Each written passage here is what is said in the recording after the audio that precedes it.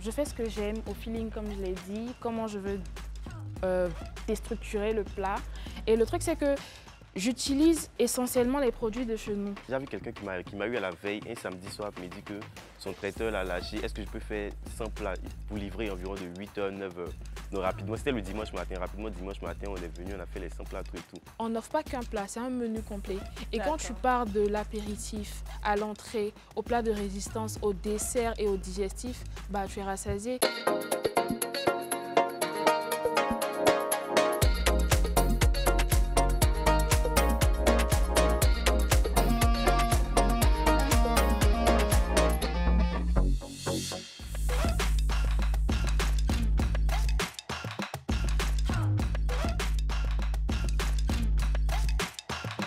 Bonjour les filles, qu'est-ce qu'il y a? Qu'est-ce qui ne va pas déjà? Non, tu sais, j'hésitais entre ça. Et puis, je suis une grande dame Et quand puis même. ça. Ah mais pour faire genre, je me suis dit... Tu es restée, ok, d'accord, je comprends. Mais Niki a suivi le mood. Oui, mais... Niki, je pense que c'est l'histoire de la dent encore. J'ai trop mal à la dent pour être euphorique. Et depuis hier. Ça fait 2 jours, même. J'ai fait un live avec mes abonnés, on me dit non, mais pipi et tout. J'ai dit comment ça, mais pipi dans ma dent? Aïe! Oh, il peut pas trop. C'est bizarre ça. Ça se voit que t'as pas mis le pipi. En tout cas, j'essaie de prendre des traitements et tout. Et puis, bon, je pense que la bonne humeur va revenir dans d'autres émissions. Peut-être même tout à l'heure, hein, faut pas t'inquiéter. Oui. Parce que je vois quelque chose qui sent bon là. Toi, avec le mal de dents, là, tu penses à manger. Mais tu n'es pas croyable. Moi, en tout cas, j'ai super faim, comme d'habitude. Bah, écoutez, avant de rentrer dans le vif du sujet, on va partir pour un tuto. On connaît tous, on regarde, c'est maintenant. Ça y est, on est prêt. Alors aujourd'hui, on va tenter d'aménager les petits espaces. Comment faire lorsqu'on se retrouve face à un tout petit espace à aménager? Déjà, il ne faudrait pas paniquer. C'est tellement simple que vous allez en rire ensuite. La première des choses à laquelle il faudrait penser, c'est d'acheter un grand miroir. Le grand miroir a tendance, lorsqu'il se retrouve dans une petite pièce, à l'élargir. Une personne qui va rentrer dans cette pièce, lorsqu'il y a un grand miroir, aura tendance à la trouver plus grande qu'elle ne l'est. Ça s'appelle l'effet d'optique, c'est comme cela. Et puis avec ce grand miroir, vous pouvez décider de l'accrocher, de le poser en sol, c'est à votre guise selon vos préférences. Mais je ne vais pas vous cacher qu'en ce moment, la tendance appartient au miroir posé au sol. Ça fait tellement chic, un peu comme ça. C'est bien, hein? Ensuite, ne le prenez pas mal. Mais vous avez quoi avec les rideaux qui sautent là? C'est pourquoi? Qui a dit que le rideau est nécessairement obligé de s'adapter aux dimensions de la fenêtre? Mais non! Peut-être bien à la largeur. Bah oui, ça c'est même logique, mais pas nécessairement en hauteur. Lorsque vous avez une petite pièce, vous devez plutôt penser à installer le rideau depuis le plafond jusqu'au sol. La hauteur du mur va paraître plus grande, le plafond plus haut et donc la pièce automatiquement plus grande. C'est un atout et donc il faut le faire comme ça. Prenez des rideaux aux couleurs claires, c'est aussi très bien. Pourquoi pas du voilage même, vous savez, transparent là, c'est très très bien. En dernier point, cette histoire de voilage et de couleurs me fait penser aux meubles. Je sais qu'on a tous des coups de cœur, on peut tomber sur un fauteuil noir qui nous plaît, mais non! Non, dans une petite pièce, pas de couleur sombre, surtout pas sur le canapé ou le fauteuil qui prennent une place trop importante. Ils vont être posés forcément contre le mur parce que la pièce est petite. Et donc, si le canapé est noir ou bien marron plus gris foncé et qu'il est au mur, on va tout de suite se rendre compte que le mur n'est pas très loin et ce n'est pas intéressant. Non, privilégiez les couleurs claires avec du gris clair, du beige. Dans un salon, vous pouvez prendre par exemple une table centrale transparente. C'est une nouvelle mode qui marche très bien et moi j'aime bien. Si vous êtes du genre à aimer le bois massif, tout ce qui est couleur boisée, pas de panique. Le bois massif, il est quand même de couleur sombre. Voilà, donc ce n'est pas un atout si on a un petit espace. Mais il y a le formica qui nous sauve. C'est une substance qui sert à recouvrir les meubles, vous savez là. Donc en formica effet boisé, vous pouvez avoir des couleurs claires qui normalement n'existent pas dans la nature, mais qui font notre affaire. Voilà, c'est tout. J'espère que vous avez aimé le tuto déco de jour. On se retrouve la prochaine fois. Au revoir. Franchement, j'adore les tutos d'Esther. Oui, moi aussi j'aime Oui. beaucoup et franchement On surtout apprend que tu es beaucoup. passionnée par la décoration, ça ressort beaucoup plus et je trouve que c'est super de partager ces petites astuces-là avec nous. Souvent, les personnes qui ont de petits espaces, ils savent pas, ils veulent pas se lancer dans la déco parce qu'ils se disent que non, Ça c'est sert à un peu- C'est ça, et ça sert à surtout tu rien, sais en pas fait. comment aménager en vrai, tu vois, Voilà. donc tu es toujours un peu perdu, tu ne sais pas vraiment quoi faire et je trouve que l'astuce avec le miroir, ça marche vraiment. Ouais. Ça marche bien, Ouais. oui.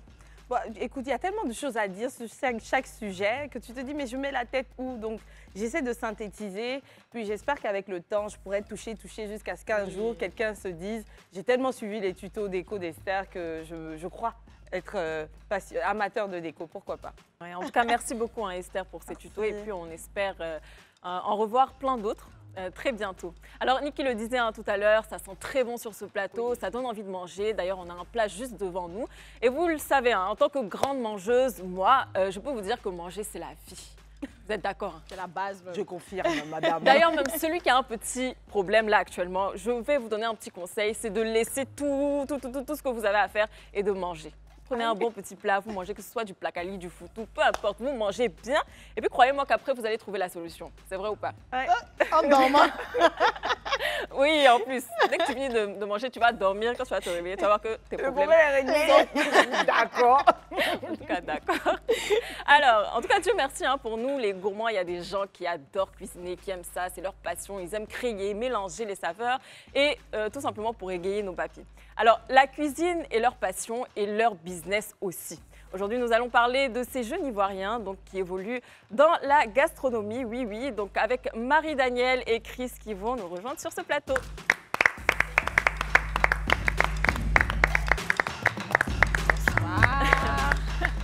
Alors, d'habitude, quand on arrive sur ce plateau, je dis qui est Marie-Danielle, qui est Chris, mais aujourd'hui, on ne pourra pas faire ce jeu parce que je sais bonsoir qui est Chris. Marie-Danielle. Alors, Marie-Danielle et Chris, comment allez-vous? Ça va bien, je vais très bien. Vous êtes tout beau, je sais pas, il y a une sorte d'énergie, une bonne énergie. C'est quoi? C'est le fait de cuisiner ou... Je sais pas, je suis comme ça tout le temps, de Super. bonne humeur. Alors, Marie-Danielle et Chris, ce qu'on va faire, c'est qu'on va commencer déjà par se présenter. Donc, Marie-Danielle, qui es-tu? Qu'est-ce que tu fais dans la vie et pourquoi tu es sur ce plateau aujourd'hui? Alors, je suis Marie-Danielle Méresso, je me fais aussi appeler Chef Kishi. Je me présente souvent comme architecte culinaire. J'aime la gastronomie, j'aime la cuisine africaine et ma passion, c'est surtout de revisiter les traditionnels africains en plats gastronomiques.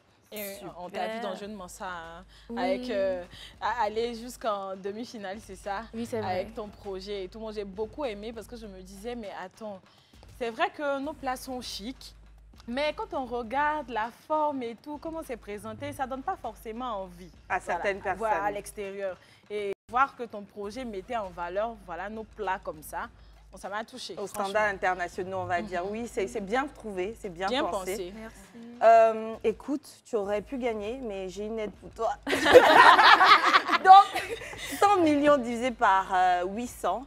Je t'avance. Esther, on n'aime pas ça. Si c'est côté que tu ne peux pas donner après, c'est pas la peine. Faut la coincer.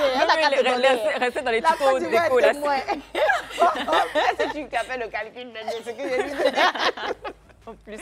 Alors, Marie-Danielle, aujourd'hui, tu nous as rapporté un plat. Avant de rentrer un peu plus en profondeur et que tu nous expliques un peu ce qu'il y a en face de nous, on va passer donc à Chris. Chris, qui es-tu? Moi, je suis Chris Digboy Elfried, Ok. j'ai 20 ans et je suis le plus jeune propriétaire de chaîne de restauration en Côte d'Ivoire. Moi, ce que j'ai compris, en tout cas ce qu'on m'a dit, tu connais les on-dit, non? Ouais, On dit que tu as beaucoup de titres comme ça. ouais, un peu quand même. Ok, donc faut me dire c'est Il y a lesquels alors. le samedi, j'étais en finale du prix Wikanda dans la catégorie restauration, Waouh. mais malheureusement, j'ai pas pu gagner.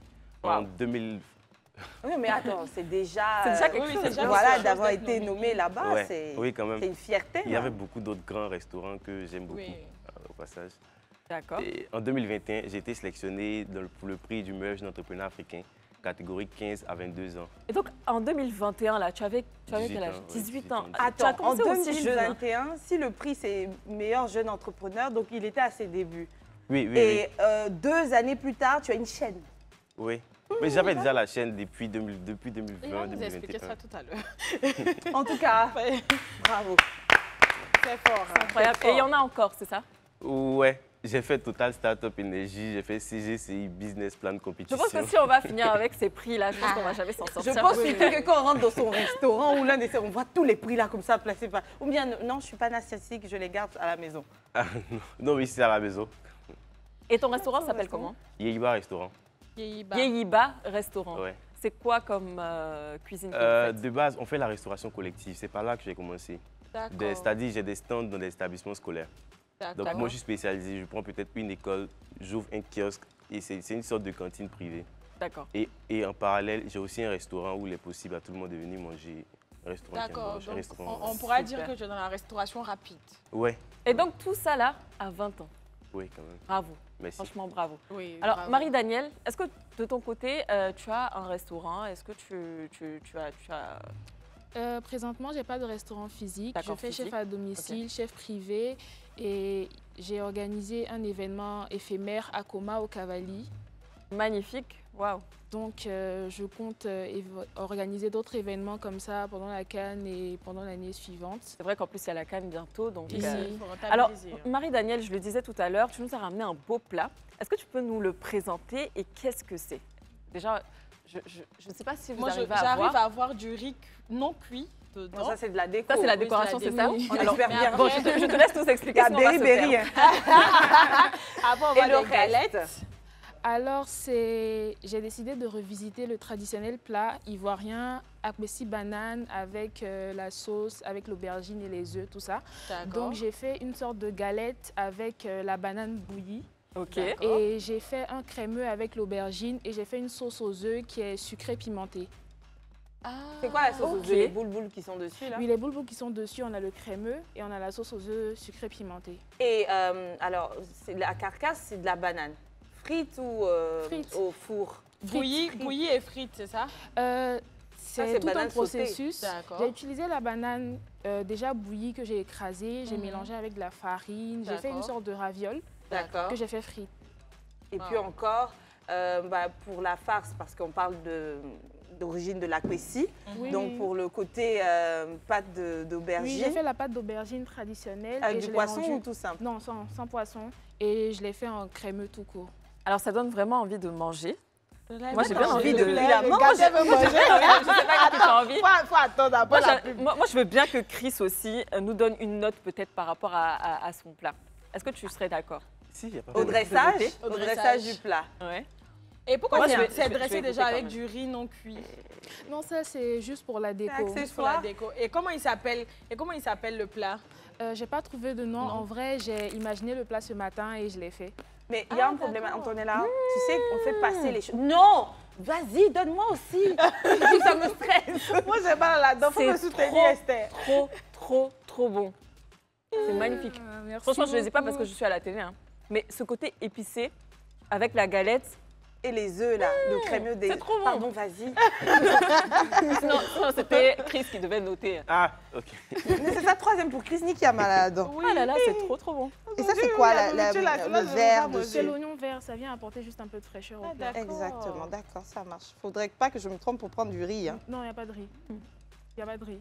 Non, le riz ne colle pas. Je passe. Esther, tu vas adorer. Tu vas Là, moi, adorer. je salive comme nos téléspectateurs. Niki, qui tu sont veux en train de partager? saliver chez eux. Non, je peux vraiment pas. Ah oui, Mm. mince. Ouais, très bon, hein. Je vais passer commande, franchement, parce que... Alors, pour 3 galettes comme mais ça, après... c'est quoi le prix? Franchement dit, je ne pourrais pas vous dire le prix parce que comme j'ai dit tout à l'heure, j'ai C'est tout à imaginé l'heure. le plat ce Voilà. matin Mhm. et j'aime bien improviser. J'aime D'accord. bien Ok. aller au feeling avec les émotions quand je cuisine. Bon, pendant que tout le monde mange, tu peux nous dire comment t'es venue cette passion-là pour la cuisine et surtout... Et la note de Chris d'abord. Surtout, Bon, en tout cas, c'est surtout. très bien fait. Mhm. C'est très bien. Sur 10. 9, peut-être. Attends, Bravo. Donc, C'est un surtout, professionnel. Hein. comment t'es venue l'idée voilà, de révisiter nos plats comme ça de manière gastronomique? Alors c'est parti de ma première grossesse. D'accord. J'avais des envies particulières, je mélangeais un peu tout et rien et je ne savais absolument pas cuisiner il y a cela, c'était en 2020. Je D'accord. ne savais pas cuisiner du tout et j'ai commencé à regarder des tutos, des vidéos, des émissions de cuisine et c'est là que la passion est venue et bah, c'est comme ça. Et vu que moi j'aime beaucoup la cuisine d'ici et j'ai remarqué que la cuisine d'ici est souvent sous-estimée et tout ça et pas franchement aux standards occidentaux, donc j'ai décidé de les revisiter tout court. D'accord. Juste une minute, je veux Tout juste le monde a avaler. de manger. Vous avez oublié qu'on a fait l'émission. Je suis salie, même. Petite histoire. Non, mais je suis jalouse. Et d'ailleurs, quand on a regardé Je Bon, demande ça, d'accord. on est tombé sur... Oui, on est tombé sur elle, son témoignage et on va le regarder maintenant. Voici Marie-Danielle, Notre prochaine candidate qui arrive avec une belle assiette, en espérant qu'elle sache raconter son histoire. C'est joli en tout cas. Découvrez l'histoire de Abby, une étudiante de 20 ans qui a dû faire un choix entre ses études et sa grossesse. Après l'obtention de sa licence, Abby a dû mettre en suspens ses études pour s'occuper de son fils. Mais c'est pendant sa grossesse qu'un événement magique s'est produit. Ses envies alimentaires l'ont conduit vers la cuisine. Malgré qu'elle n'avait aucun savoir-faire dans le domaine, elle a su associer des épices, des ingrédients pour donner des plats au goût audacieux et à revisiter des classiques de la cuisine ivoirienne. La cuisine est devenue son refuge, son seul moyen de communiquer, d'exprimer ses sentiments et ses émotions les plus profonds. Elle en est tombée amoureuse et en a fait son moteur. Étant mère célibataire, elle a dû vendre des jus, des panini et faire du bath cooking pour subvenir aux besoins de son fils. Elle a aussi puisé dans cette passion-là et a décidé de développer, approfondir ses connaissances dans le domaine afin de participer à divers concours de cuisine et obtenir des prix et des éloges pour ses créations audacieuses. Aujourd'hui, Abby veut partager son expérience, son parcours de résilience et créer un lien profond entre les hommes et les cultures à travers les assiettes de l'expérience Ananseco. Je suis Abby et joignez-vous à moi pour partager, montrer au monde le véritable pouvoir de la cuisine qui est capable de transpercer les cœurs et les âmes. Merci. Très beau narratif. Incroyable. Waouh, incroyable. Je suis Abby et je fais le meilleur akwesi. Ah, c'était trop bon, ce plat, mais incroyable. C'est le meilleur que j'ai mangé, hein, akwesi. Moi, je ne suis pas du genre banane bouillie, aubergine, etc. Là, je me suis arrachée. Et ton histoire, là, elle est plus qu'inspirante. Qu'est-ce qu'on retient? C'est ce qu'on appelle tout simplement transformer ses faiblesses en force. Tu t'es retrouvé dans cette situation qui, en plus d'être compliquée, te demandait au quotidien de devoir te surpasser. Tu n'es pas resté dans un mood défaitiste. Au contraire, ça t'a éclairé l'esprit. Par la suite, tu t'es découvert une passion. Tu ne fais pas que savoir cuisiner, cuisiner pour survivre, etc. Non, tu fais partie de l'élite parce que franchement, c'est bien joué. En plus, depuis quelques heures seulement, elle crée ça, bien présenté, bien dressé et en plus, magnifique goût. Bravo. Merci beaucoup. Bravo encore une fois. Alors, vous l'avez sûrement remarqué, Niki n'est pas sur ce plateau. Malheureusement, elle a eu un petit bobo. Elle revient juste après, ne vous inquiétez pas. Donc, on va continuer sans elle le temps qu'elle nous rejoigne. Alors, elle nous a raconté son histoire via Jeu de Mansa. On va en revenir tout à l'heure. On va rentrer un peu plus en profondeur. Chris, est-ce que toi, de ton côté, tu as une histoire touchante comme celle de Marie-Danielle ou une histoire même à nous raconter qui t'est arrivé? Voilà. Oui, forcément. Mais avant l'histoire, rapidement, faire un petit coucou. C'est que le fait que je suis là devant vous, mais derrière, il y a beaucoup de personnes qui ont travaillé pour que peut-être je sois là aujourd'hui. Okay. Il y a des amis, il y a la famille. Donc, en étant là, je suis l'image, mais je les représente. C'est très important, hein, c'est très important qu'on te soutienne comme ça dans ce que tu entreprends. Et franchement, bravo à ces personnes-là. Je suppose que toi aussi, Marie-Danielle, de ton côté, tu as plein de personnes derrière toi, que ce soit famille, amis. Donc franchement, un bravo à eux et un grand merci. Donc c'est une histoire. Moi, après le bac, en 2020, c'est là que j'ai commencé. Je vivais chez mes grands-parents avec ma mère, tout et tout. Et le fait qu'on était en tout cas bien éduqués, je ne manquais de rien, mais arrivé un moment où je me rendais compte qu'il fallait, c'est pas tout le temps qu'il fallait demander, il fallait aussi savoir chercher son argent et être un peu indépendant. Donc dès que j'ai eu le bac, j'ai commencé le business de la vente de nourriture dans mon école et avec ma maman qui travaillait avec moi. Parce qu'en ce temps, il n'avait pas encore d'emploi. D'accord. Et tu vendais quoi comme nourriture? Bon, des plats basiques dans les écoles, attiqués poulet, locaux, frites. Donc on préparait sur la terrasse de la maison et on partait livrer dans l'école où j'ai eu le bac au lycée classique. Super. Donc j'ai trouvé un espace là, ils m'ont laissé m'installer, on prépare, on vient, on livre, ainsi de suite. Après, on a ouvert dans une deuxième école, après une troisième école. Et il y a eu un petit bobo, donc on a dû laisser notre maison. Donc il fallait qu'on trouve un autre local. Donc c'est de là que j'ai ouvert le restaurant au CHU. Et le restaurant de base, c'était juste pour préparer et livrer. Mais les clients du quartier venaient acheter la nourriture. Ok. Voilà, alors avant d'arriver à tout ça, tu as ouvert un restaurant, tu vendais avec ta maman. qui t'a appris à préparer exactement? Voilà, c'est moi je voulais Parce savoir. que- Mais si non, non, il peut Ouais. ne pas savoir cuisiner. Hein. Oui, Parce qu'on peut investir dans un domaine c'est ça. et ne pas Ouais, s'impliquer, en tout cas de façon manuelle.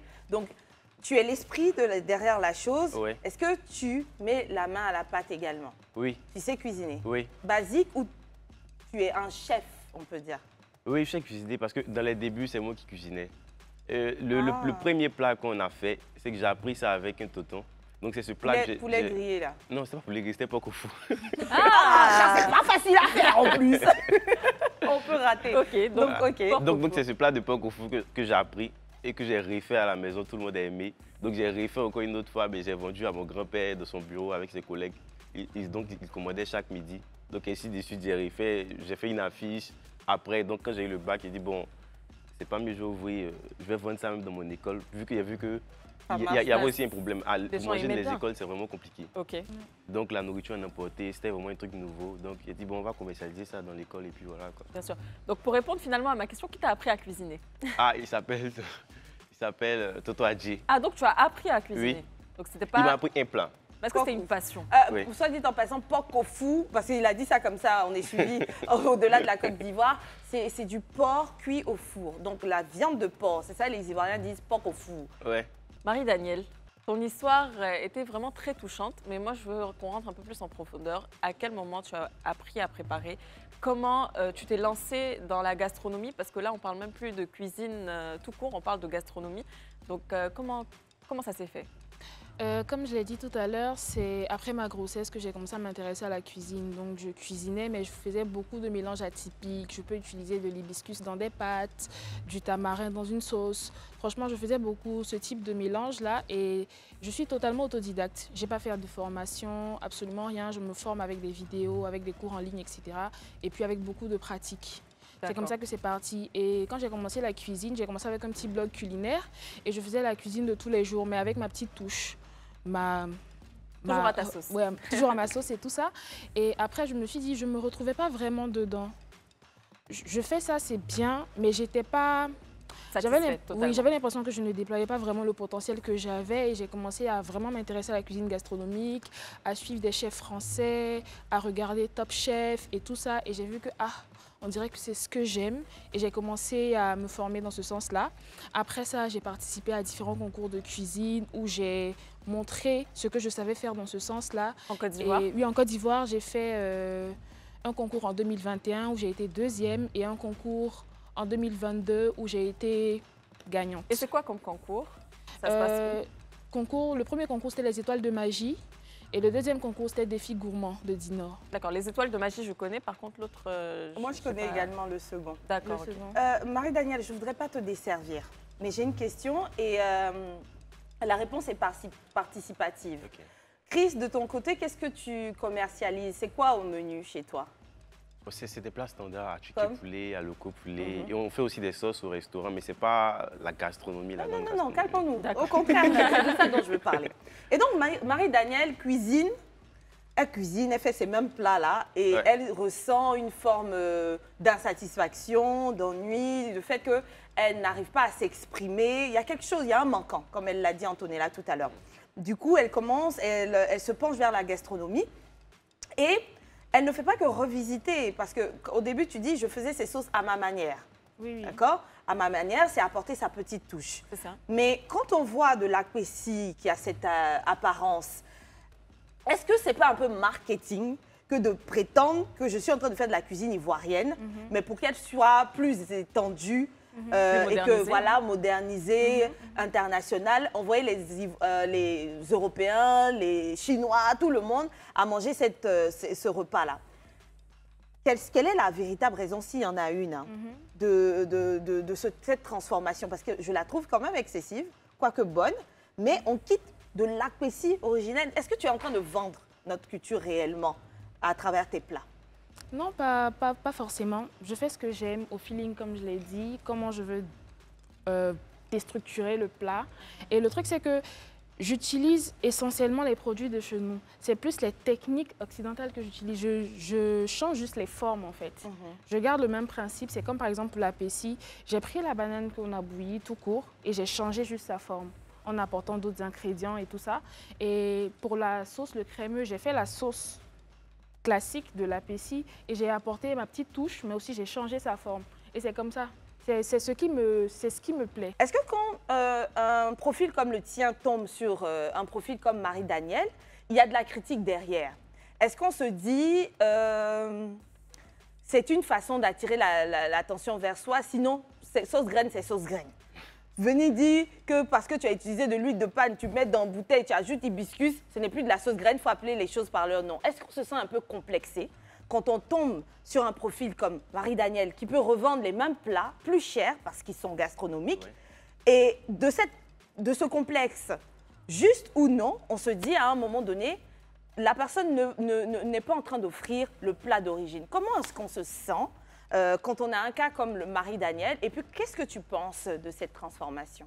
En réalité, je pense que, bon, moi particulièrement de mon avis, c'est qu'elle fait bien parce que j'ai commencé à me former aussi en cuisine gastronomique à l'école hôtelière.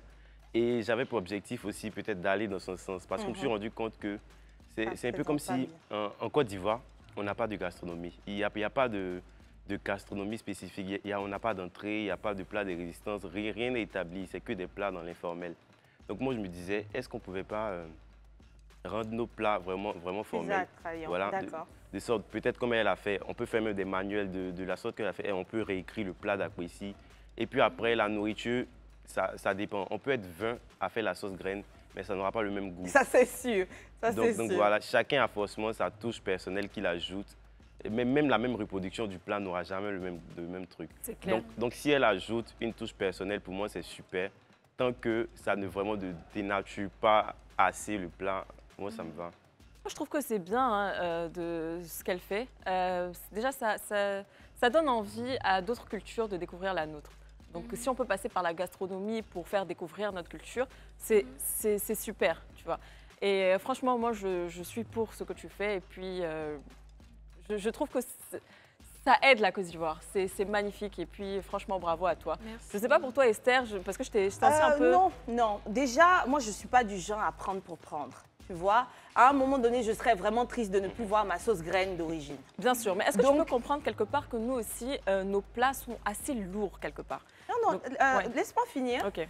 Je crois que c'est très bien ce que Marie-Danielle, elle fait, mais il faut toujours des cas de simplicité comme ce que Chris, il fait. Parce que c'est ça nos repas de base. Ils n'ont certes pas le même goût, mais ça, c'est une question de doigté. Mais quand tu expliqueras à une personne ou tu demanderas comment elle fait la sauce graine à une autre, ça se jugera à un élément près. Il y aura une différence. Par exemple, il y a des gens qui mettent tomates boules dans leur sauce graine. Chez nous, on dit c'est pas normal, c'est que tu ne sais pas cuisiner. Mais bon, il y en a qui le font et puis ça donne quelque chose de très bon.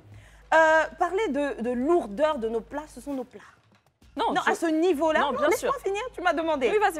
Je veux dire, moi, je ne peux pas faire ma blanche. Je ne peux pas avoir cette approche la même que toi. Mes plats sont lourds, ce sont mes plats ivoiriens. Ils sont lourds et je les mange. C'est pour ça qu'il y a une sorte de programme à faire tout au long de la journée pour se nourrir.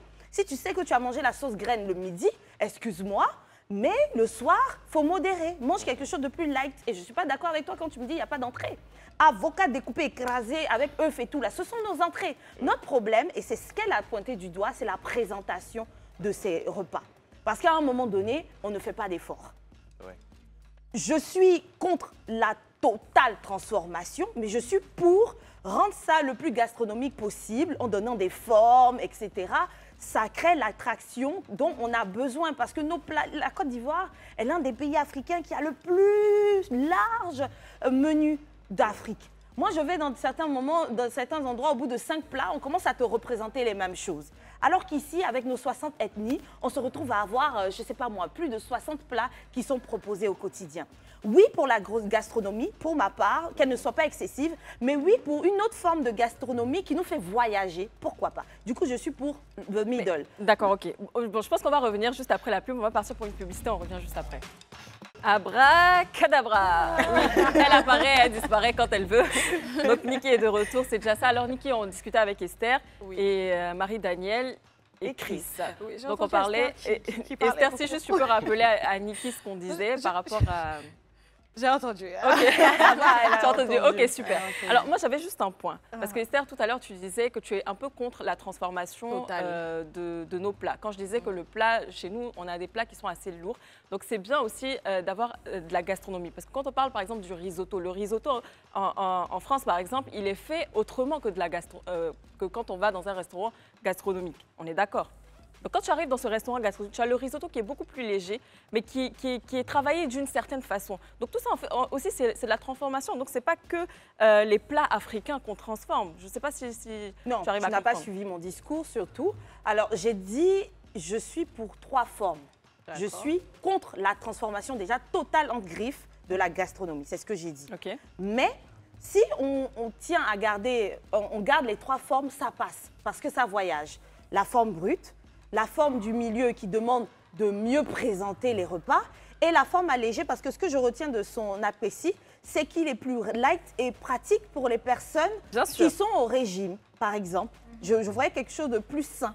Et donc, pourquoi pas? Donc, pour moi, il est nécessaire de retrouver tout le temps ces 3 types-là sur le marché. D'accord, là, pour le coup, je suis d'accord avec toi, il n'y a pas de souci. D'accord. Alors, moi, sur la question, je suis déjà contente parce que je me demandais, mais on arrive à aller dans de grands restaurants ici, à consommer la cuisine européenne, la cuisine indonésienne sous une autre forme, parce que c'est bien présenté, quand on goûte, c'est bon.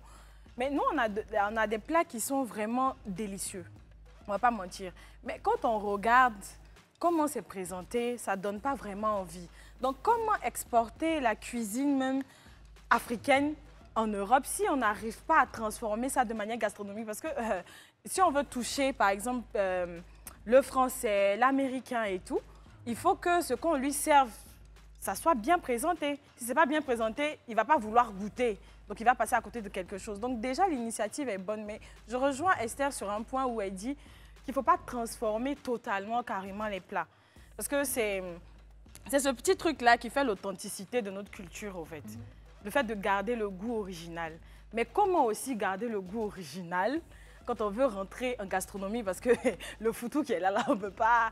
On va consommer le foutou. Déjà, est-ce que la gastronomie, là, excuse-moi encore mon amour, c'est pas une petite arnaque qui a créé? Pourquoi eux, ils ont décidé que c'est ça qui passe? C'est les riches. Non, quand tu t'adaptes là, tu dis que tu veux manger africain. Le plat africain dit, prends tes doigts, mets la main dans cette pâte pas uniforme, et c'est comme ça que ça s'appelle foutou avec boule dedans. Bon. Et que c'est comme ça on mange. Il faut prendre. On peut d'ailleurs créer un restaurant gastronomie africain dont on mange avec les doigts. Non, mais il y en a que ça ne dérange pas, mais si on veut toucher plus de monde... Non, c'est pour ça que les cas de Marie-Danielle le disaient, hein, c'est très important. Ce que tu fais, c'est très important, c'est bien pensé. Et surtout, c'est très bon. Parce que certains le font et puis à un moment donné, tu te demandes pourquoi. Parce qu'il a changé le repas, c'est plus le même. Et puis ce qu'il propose maintenant n'est pas très bon à goûter. Non, en tout cas, comme tu as dit, là, si elle fait les 3, franchement, ça sera top. Alors Chris, tu disais que tu voulais aussi te lancer dans le même domaine que Marie-Danielle. Et qu'est-ce qu'il en est aujourd'hui? Non, moi, c'était plus par objectif touristique. J'aime beaucoup le tourisme, donc j'avais prévu faire une balade touristique dans chaque peuple ivoirien et je préparais le plat originel de ce peuple-là. Donc ça, c'est peut-être un objectif que je me suis donné moi-même. Wow. Donc quand j'aurai peut-être le temps et les moyens, je me lève, par exemple, je vais à Korogo. Le plat de Korogo, je prépare, je présente, ainsi de suite, un peu dans toutes les villes, comme on fait sur la chaîne Cuisine Plus ou Voyage Plus. Donc ça, c'est ce que j'avais décidé personnellement de faire. D'accord. Alors, en tant que cuisinier ou chef, c'est quoi quelles sont les difficultés dans la nourriture, dans l'alimentation ivoirienne? Dans l'alimentation Il y en a, bien sûr. Je pense plus que c'est au niveau de l'hygiène. L'hygiène. De l'hygiène et pour trouver des produits de qualité. Quand vous dites hygiène, vous pensez à quoi exactement? L'hygiène dans nos cuisines. Déjà, l'hygiène dans comment on traite les aliments avant de les cuisiner. Parce que c'est vrai que cuisiner, c'est partager un repas, c'est partager de l'amour. Mais après, si tu as mal cuisiné ou que tu n'as pas respecté les normes d'hygiène, tu peux intoxiquer quelqu'un, tu peux même tuer la personne. C'est clair. Donc, c'est très important de respecter surtout les normes d'hygiène, de prendre des produits de bonne qualité et de bien les traiter, de savoir traiter les différents produits. Toi, je t'ai vu, Chris, un peu sourire. Je pense que... Oui, il y a l'hygiène, comme elle a dit, parce que le fait que le plat soit doux, n'est pas la finale, n'est pas le truc total. Parce qu'en arrière-plan, il y a l'hygiène, comme elle a dit, qui intervient énormément dans le plat. Un plat peut être doux d'apparence, mais il peut intoxiquer. Nocif, oui. Il peut intoxiquer. Et le problème que moi j'ai dans mon activité, parce qu'elle fait la restauration gastronomique, moi je fais la restauration collective, genre la restauration de masse, c'est que dans les établissements scolaires où tous les gens ne connaissent pas encore le fait de cuisine professionnelle. Donc, dans un établissement scolaire, on trouve des dames qu'on a tous mangé là-bas, mais elles vendent dans l'informel, à chiquer poisson, à locaux, trucs. Donc, quand tu vas dans un établissement scolaire, les écoles ne se disent pas encore que c'est une question vitale de mettre une cuisine professionnelle pour leurs élèves parce que la réputation de l'école en jeu, au cas où il y a une intoxication, où il y a des problèmes. Ils n'ont toujours pas compris ça, donc c'est un peu un cercle vraiment fermé. Où dans l'école, c'est la sœur du directeur, la petite sœur de... Ou bien la femme du gardien. La femme du gardien. Donc quand tu vas, et puis peut-être que je suis un peu jeune, mais quand tu vas, tu lui dis voilà, je veux ouvrir un stand, un kiosque avec toutes les normes. Ils vont te dire non, on a déjà un prestataire, le prestataire, tu vois, c'est la sœur de quelqu'un là-bas. Ils ne respectent pas la cuisine professionnelle, mais ils n'ont pas encore intégré ça dans leur programme. Et dans tes restaurants, même, quelles sont les difficultés que tu rencontres? Mis à part l'hygiène, je suppose que chez toi, l'hygiène, c'est carré. Obligé, ouais. Oui, avec les clients ou même les fournisseurs, comment ça se passe? Dans mon restaurant ou dans le restaurant, pas les établissements. Ah oui. Bon, dans mon restaurant, le problème que j'ai, c'est pour ça que je suis parti me former, c'est que moi, du niveau de la cuisine gastronomique, je ne maîtrise absolument rien. Moi, je fais des plats d'achike poulet, à loco poulet, comme on connaît, frites, foutou. Or, ces plats, généralement, les gens, ils dévalorisent. Il ne peut pas venir payer peut-être un plat de foutou à 3 000, 4 000, ils refusent même catégoriquement. Bien sûr. Donc il y a ça aussi. Tu as beau travailler, oui. Voilà, du coup. Parce qu'il y a des prix. Il y a la dame qui vend un loco poulet sur la route, à loco 100 francs, 2 œufs, il a mangé 300. Mais tu vas me dire un plat de loco poulet 1000 francs peut-être. Il ne veut pas. Donc il y a aussi ce problème-là. Tu sais, je te comprends, hein, parce que moi je me suis lancée dans la restauration aussi. Au début, mon concept c'était de vendre, de faire de la restauration rapide, les petits plats à moins de coûts. Mais après, je me suis rendu compte que moi, le plat que je fais à 500, dans un box bien, avec de l'hygiène et tout, il y a quelqu'un qui te fait ça dehors à 300 francs. Donc, les clients, ils se demandaient, mais attends, pourquoi je vais venir payer 500 ici? Pourtant, je peux avoir la même chose là-bas à 300. Mais j'ai joué sur la qualité des plats. Et pendant cette période-là, j'ai rencontré beaucoup de difficultés avec les employés parce que moi, j'arrivais à faire les plats vraiment bien. C'est-à-dire que ça défiait même la concurrence de 300. C'est-à-dire que quand tu goûtes pour 300, puis tu goûtes pour moi 500, il y a la différence. Mais les employés, ils ne suivaient pas. Donc, je me suis rendu compte qu'il y a beaucoup de personnes qui ne savent pas vraiment cuisiner. Ouais. Tu disais que le foutou, les gens ne vont pas venir payer du foutou à 3 000 francs. Oui, c'est pas encore dans le... Mais pourquoi, par exemple, on a des plats qui coûtent 35 000 francs dans des restaurants occidentaux et en Côte d'Ivoire, en Afrique, pourquoi on n'arrive pas à faire ça? Peut-être c'est un peu le combat qu'elle essaie de mener parce que c'est pas encore dans l'idée des gens d'aller prendre même 3 000 francs pour acheter un plat de... Le plat le plus cher, le plat ivoirien le plus cher, vous pensez qu'il est à combien? Ça dépend de l'établissement. Ça dépend de l'établissement parce que tu peux avoir un établissement où tu vas est-ce que tu peux trouver un foutou à 10 000? Oui, c'est possible. Même 40 000, même tu peux trouver. D'accord. Mais c'est foutu à 40 000, mais généralement, ce n'est pas des Ivoiriens qui achètent. OK. Non, il y a des Ivoiriens qui achètent. Oui, on ne peut pas citer les... Il y a des Ivoiriens qui achètent, oui. Du coup, ça entraîne la question de la lutte contre, je ne sais pas si on peut dire ça comme ça, hein, mais la cuisine de rue, la street food. Toi, aujourd'hui, Marie-Danielle, tu fais tous ces efforts. Tu prends des produits de qualité aussi, donc tu n'achètes pas n'importe quelle tomate. Tu essaies de veiller aux différents aliments et ingrédients que tu utilises. Et donc, que tu veuilles ou non, tes plats ne peuvent pas être si peu coûteux, quand même. Donc, comment est-ce qu'on fait? C'est quoi ton secret aujourd'hui pour faire adhérer à ta cuisine? Toi qui proposes un plat, certes aux standards internationaux, mais qui coûte 6 000 francs, tu dis que c'est de l'apprécie et c'est très bon. Ou alors un autre plat, d'accord, que tu fais très bien, que tu as revisité et c'est sain. À côté de ça, on a l'apprécie qui est vendu par la dame au coin de la rue, qui coûte, je pense, bien 800 francs. Comment on réussit? C'est quoi ta politique actuelle pour réussir à envoyer les gens à toi? Déjà, je ne me limite pas qu'à revisiter des plats. J'invente beaucoup, je crée beaucoup. Revisiter, c'est plus le concept que j'ai adopté ces derniers mois. Maintenant, après, c'est difficile. C'est vraiment difficile de rivaliser contre la street food.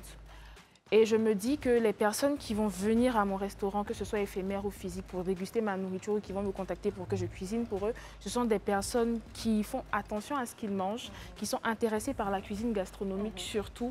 Et la majeure partie de ces personnes, elles sont des personnes, soit des expatriés ou des Occidentaux tout court en fait. La plupart des gens, la plupart des Ivoiriens qui sont là, je vais acheter mon pain brochette chez le gars qui font le pain brochette tout là. Pourquoi moi je vais venir faire acheter ton pain brochette gastronomique et tout ça?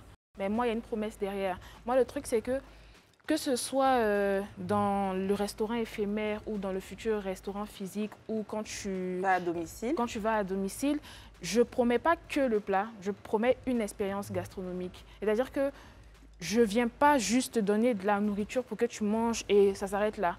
Je viens pour que tu dégustes quelque chose et que lorsque tu manges, tu aies des sensations.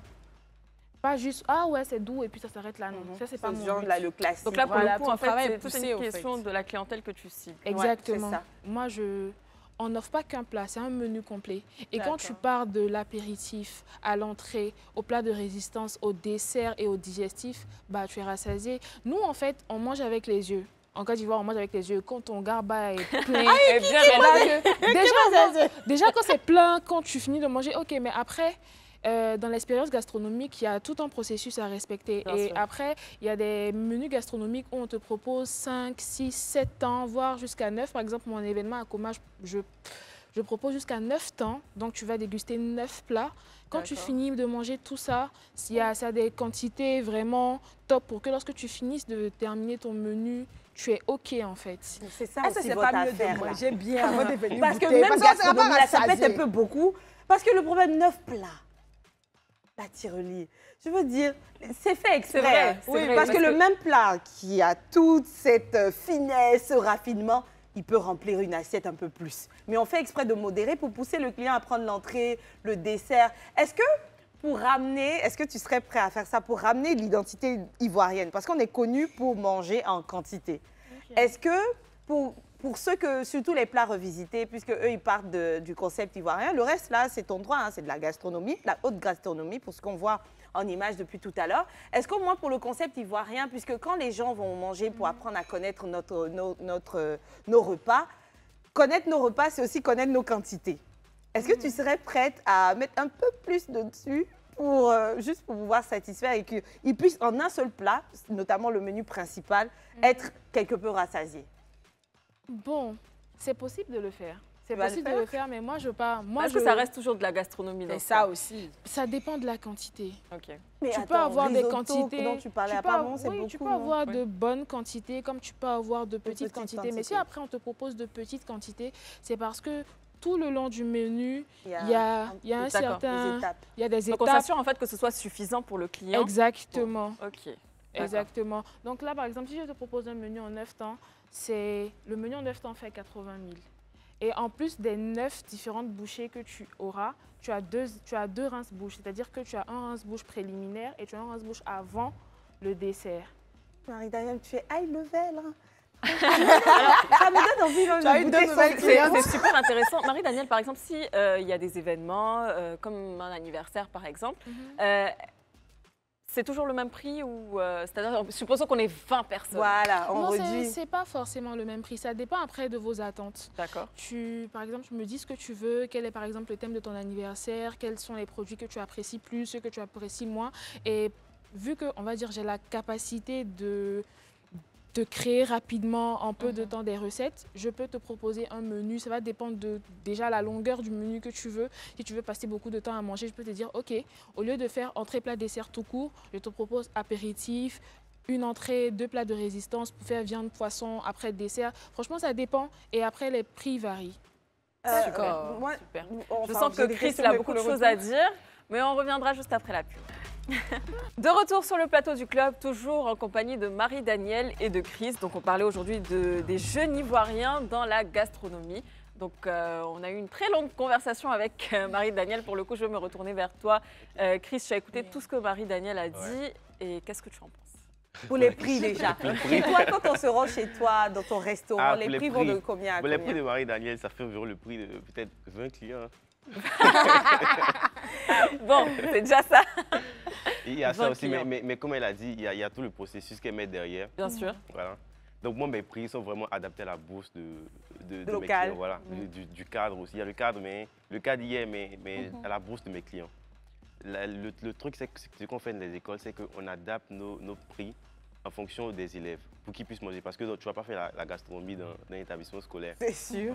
Un élève en moyenne, quand il vient à l'école, s'il a trop dépensé, c'est peut-être 1500, 2000. Peut-être les plus riches vont manger 3000, mais ses amis vont lui dire non, allons manger 500 000 Mais francs. tu peux avoir combien de clients par jour? Par jour. À l'établissement scolaire, là-bas, on vend beaucoup de C'est pain. tout le monde, hein. Mais dans le restaurant. Pour Dans le restaurant, il arrive qu'on vende, on fasse des chiffres de en tout cas, plus de 50, 60, 70, 80. Alors ici, on parle de 50-60 clients. Par jour. Et de ton côté, Marie-Danielle, vous avez combien de clients par jour? Vu que là, c'est pas un restaurant physique, on n'a pas de chiffre fixe en fait. Pour le restaurant éphémère, c'est 30 par jour. Et c'est une décision d'accueillir 30 personnes sur 3 jours. Et puis après, quand on me demande en tant que chef privé, chef à domicile, bah, ça dépend un peu de la personne qui m'invite. Le maximum, c'était 10, mais ça peut aller jusqu'à plus. J'ai déjà fait traiteur même pour un mariage, c'était 200 personnes. Donc, On est 30 par jour, 80 000. Est-ce que ça ne fait pas... ça c'est le restaurant. Mais dans les écoles, comme il a dit, mon business model est plus focus sur les écoles parce que là, au classique, il n'y a plus de 4 élèves. Donc, peut-être elle est faite dans la qualité des clients, mais moi, c'est plus dans la quantité. Si je vends peut-être 200 plats par jour ou 200 plats dans une école, que j'en ai 4 comme ça me fait... Ça me fait peut-être 800 plats, disons. Alors, est-ce que ce sont les mêmes produits, les mêmes aliments? C'est-à-dire le poulet qu'on vend au marché, est-ce que c'est le même poulet que tous les deux vous achetez? Ou Marie-Danielle, tu importes tes poulets ou ça se passe comment? Non, je n'importe pas mes poulets. Je travaille directement avec des producteurs. Par exemple, à Monsa, j'ai rencontré des gens qui sont dans l'agriculture et tout ça. Magnifique. Et vu que leurs produits sont de qualité, je travaille avec eux. C'est essentiellement ça. Je rencontre directement le producteur au lieu de partir... au marché comme ça. Et si j'ai pas eu la possibilité d'avoir ce que je veux avec le producteur, je peux aller au supermarché, discuter par exemple avec le boucher ou bien avec le poissonnier. C'est comme ça que tu retrouves tous tes aliments en Côte d'Ivoire? Oui. J'utilise essentiellement ce qu'il y a ici pour cuisiner. D'accord. À part par exemple la crème liquide, on n'en a pas forcément. Sinon, j'utilise essentiellement ce qu'il y a ici pour cuisiner. C'est l'identité de ma cuisine, c'est de valoriser ce qu'on a. Jusqu'aux épices, j'utilise câblet. Franchement, c'est ce qu'on a là. C'est local, 100% local. Tu disais avoir commencé depuis quand? J'ai commencé à cuisiner en 2020. L'action de rendre cette cuisine commerciale? Ça fait, là on est en 2023, ça fait genre 1 an et demi. C'est encore très jeune. Du coup, je comprends que tu ensemences avant la création du restaurant. Mais est-ce que dans une certaine forme, tu ne sois pas dans une zone de confort? Je veux dire, j'ai l'impression que ça marche bien. Déjà, même dans la formule éphémère, j'ai l'impression que tu t'en sors. Du coup, tu prends ton temps pour ouvrir le restaurant.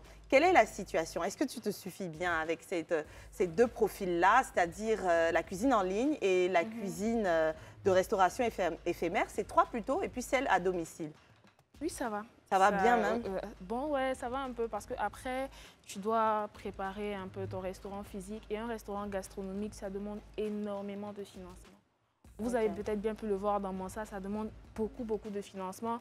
Et tu peux faire, oui, le menu à 80 000, tu as 100 personnes, mais après, tu dois gérer tes employés, il y a ta matière première. Après ça, tu dois toi-même te gérer et ensuite épargner. C'est pas tout de suite, quoi. À condition que j'ai des investisseurs, sinon c'est pas pour tout de suite. Même eux, hein, ils veulent un retour. Exactement. Chris, quand tu vois ce modèle, ce business model, est-ce que ça te tente? Ouais, franchement, ça me tente. Ça te tente? Oui, ça me tente. Fini les 4000 clients par jour. Oui, mais comme j'ai dit, ça c'est... Bon, je ne sais pas si je vais diviser mon activité en 3 parties. Il y a le restaurant qui est au CHU. Il y a les traiteurs, parce qu'on a fait beaucoup de traiteurs aussi, des galas. Bon, en fait, j'ai posé la question, es-tu mariée? Depuis, tu ne réponds pas. J'ai une petite sœur. Crois-moi, elle est aussi visionnaire que toi. Ah bon? Donc, il y a ça. On n'a toujours pas eu la réponse. Moi, il y a une petite qui a sécurisé ça depuis.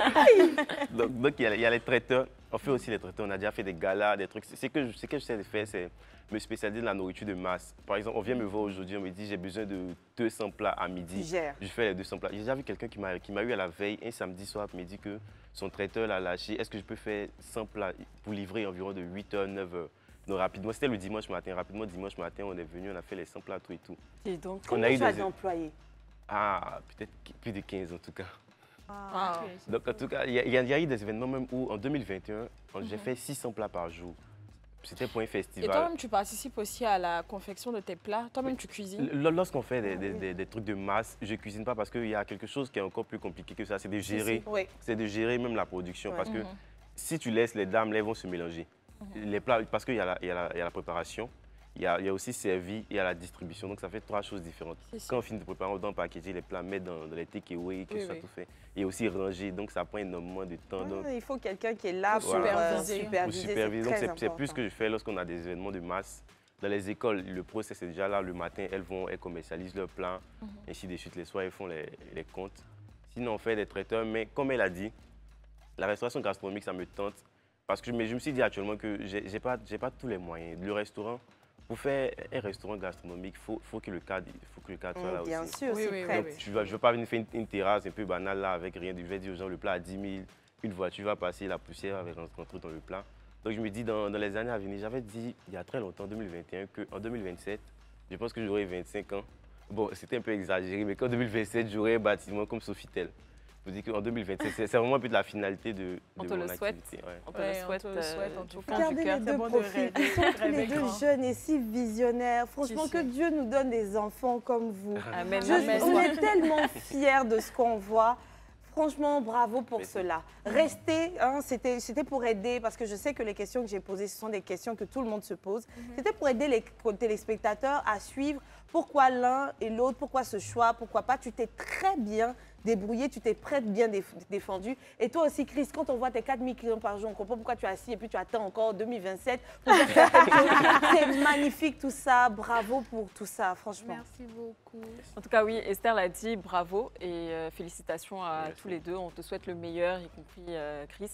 Est-ce que vous avez un dernier message à faire passer à toutes les personnes qui nous regardent en ce moment ou même un contact, un numéro de téléphone pour les événements, pourquoi pas, et une page Instagram, Facebook.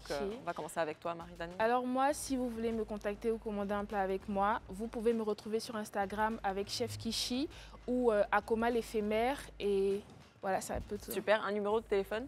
Mon numéro de téléphone, c'est le 07 97 05 16 67. Magnifique.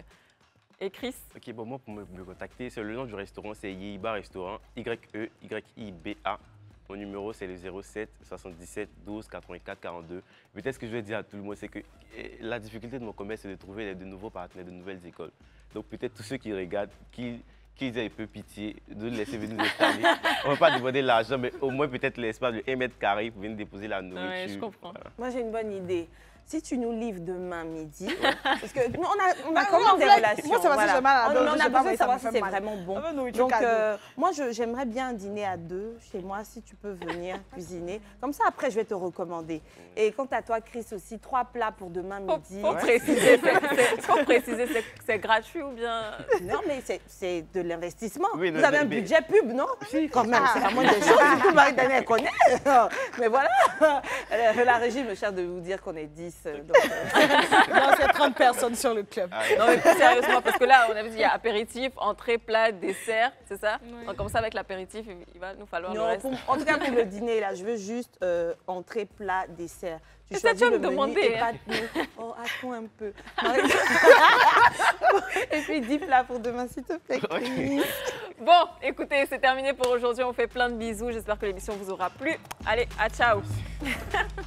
On vient de participer au club, c'était vraiment une émission très intéressante. On a pu parler de gastronomie, de cuisine, de nos différents projets. Alors moi, si vous voulez me retrouver, c'est sur Akoma l'éphémère sur Instagram et Chef Kishi aussi sur Instagram. Merci, j'ai vraiment passé un moment vraiment inoubliable avec beaucoup de personnes. J'étais dans mon élément parce que j'ai parlé du domaine d'activité qui me passionne. Donc si vous voulez me retrouver, allez sur Yehiba Restaurant sur Instagram.